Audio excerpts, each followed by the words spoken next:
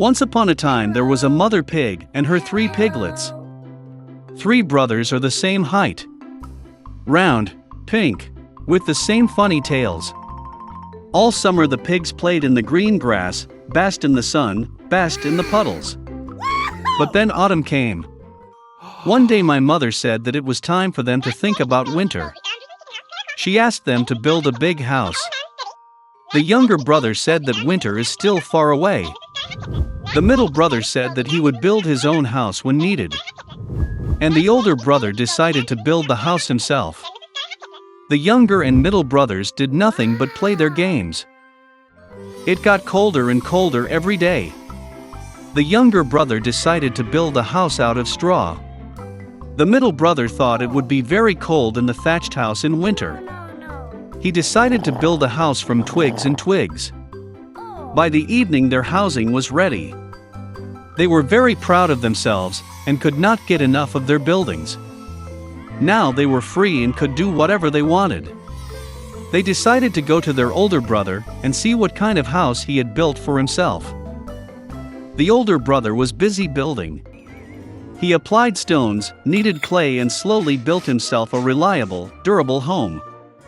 The younger brothers found their older brother at work. They were very surprised at what kind of fortress he was building. The elder brother calmly continued to work. The younger and middle brothers began to joke and laugh at his house. They were so amused that their screeching echoed far across the lawn. The elder brother asked to be quiet, because the wolf could hear them. The younger and middle brothers were amused even more. They decided that the older brother was just a coward. And the 2 brave brothers went for a walk. On the way, they sang and danced, and when they entered the forest, they made such a noise that they woke up the wolf who was sleeping under the pine tree. The disgruntled and hungry wolf went to the place where the screeching of 2 stupid pigs came from. The brothers walked merrily and talked about how easily they would deal with the wolf. And suddenly they saw a real living wolf. He was standing behind a large tree. He had very evil eyes and a huge toothy mouth. The brothers were so frightened that their thin tails trembled finely. The wolf prepared to jump. He snapped his teeth and blinked his right eye. The pigs suddenly came to their senses and, screeching across the forest, rushed to run away. Raising clouds of dust, they rushed each to his own house. The younger brother ran to his thatched hut and slammed the door in front of the wolf. The wolf growled and demanded to open the door. The younger brother, out of fear, could not utter a word. Then the wolf began to blow. The light roof instantly flew off the thatched hut. The wolf took a deep breath and blew a second time, and the thatch house flew in all directions. The wolf was delighted, snapped his teeth, and pounced on his younger brother. But the pig deftly dodged and ran. He ran to the house of the middle brother. The brothers managed to lock themselves up and looked at each other in dismay. The wolf got angry and began to blow. The house is slightly askew. The wolf blew a second, then a third, then a fourth time. But the house was still standing. The wolf took a deep breath and blew for the 5th time. The house shook and fell apart. Only one door stood for some time in the middle of the ruins. In horror, the piglets rushed to the house of their elder brother. The wolf ran after them. He was sure that this time the pigs would not run away from him. The piglets quickly rushed past the large apple tree without even hitting it. And the wolf did not have time to turn and hit the apple tree, which covered him with apples. One hard apple hit him between the eyes. A big bump jumped on the wolf's forehead. At this time, the younger and middle brothers managed to run into the house of the older brother and bolt the door. The wolf ran to the door, growled and demanded to open the door. The younger brothers were very scared and could not say anything in return. And the elder brother knew that he and his brothers had nothing to fear in a solid stone house. Then the wolf sucked in more air and blew as soon as he could. But no matter how much it blew, not a single stone moved. And then he looked up and noticed a large, wide chimney on the roof. He carefully climbed onto the roof and began to go down the pipe. The pigs heard a rustle. The elder brother immediately guessed what was the matter. He quickly rushed to the cauldron in which water was boiling and tore off the lid. The wolf went down the pipe and fell straight into the cauldron. His eyes widened to his forehead. The scalded wolf flew out with a wild roar and rushed into the forest. And the three little pigs looked after him and were glad that they had so cleverly taught the evil robber a lesson.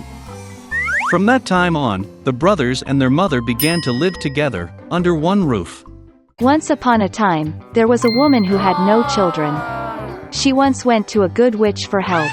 The woman said she was dreaming of a child. The sorceress gave her a seed in order to plant it in a flower pot. The woman was very happy, thanked the old woman, and went home. At home, she planted a seed, watered it, and began to wait patiently. Soon a large wonderful flower, like a tulip, grew in the pot. When its petals opened, there was a tiny girl inside. She was very small, no more than an inch. Therefore, the woman called her Thumbelina. One night, when Thumbelina was fast asleep, a huge toad climbed onto the window of the house, wet and ugly. She grabbed the sleeping girl and hurried to her swamp. The toad decided to marry her ugly son to the beautiful Thumbelina. She planted her in the middle of the river on a wide lily leaf so that the girl would not run away. In the morning, Thumbelina woke up and realized that she was not at home, but there was water around her. When the girl realized what a terrible fate awaited her, she wept bitterly. At this moment, small fish swam past. They felt sorry for Thumbelina. They gnawed at the stem of the lily, and the leaf floated with the flow with the girl. A large beetle flew past. Seeing a beautiful girl, he grabbed her and carried her to a tree, where he introduced her to his friends. They all envied her beauty, but said that Thumbelina was very ugly and could not be in their company. Under pressure from acquaintances, the beetle also decided that she was ugly, lowered the girl to the ground and said goodbye. All summer Thumbelina lived alone in the forest. She made a cradle for herself from grass and leaves. She ate on pollen and dew, basked in the sun in clear weather, and hid from the rain under a large leaf of burdock. But soon cold rains and winds came. Thumbelina did not have a winter outfit, and she began to freeze. The girl suffered from hunger and cold. And one day she was sheltered by a field mouse. They lived together gloriously. The girl helped the mouse with the housework, told her fairy tales, and in return received warm housing and food. The field mouse had a neighbor, a wealthy blind mole, who did this by counting his wealth all the time. Even being blind, the mole realized that Thumbelina was very cute and offered to marry her. But the girl was not at all happy about this. She did not like the boring mole. Once, walking along the underground passages, Thumbelina saw a wounded swallow, which almost died of the cold. All winter she took care of the sick bird and by the spring she cured her. Before the wedding, Thumbelina asked the mouse to let her go upstairs to admire the sun at last. When she climbed out of the mouse hole, she saw a swallow, which she cured. Thumbelina complained to the bird that she was being forced to marry a nasty mole and live with him deep underground. The swallow invited the girl to fly with her to warm lands, and she agreed. She quickly said goodbye to the mouse, climbed onto the swallow, and they flew away. Once in a wonderful country, Thumbelina saw a huge meadow with beautiful flowers. She chose the most beautiful flower for herself to live in.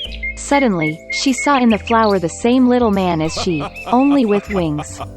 It was the king of the elves. And an elf lived in every flower. The beautiful elf has never seen a girl as small as himself, and even so beautiful. He immediately fell in love with Thumbelina, and invited her to become his wife, the queen of the elves and the queen of flowers. After all her adventures, the girl was happy to hear such an offer from the charming prince. She happily agreed. The elf took Thumbelina by the hand, and at the same moment 2 wings appeared behind her. Now she has become the queen of the elves. And since then they have lived happily ever after.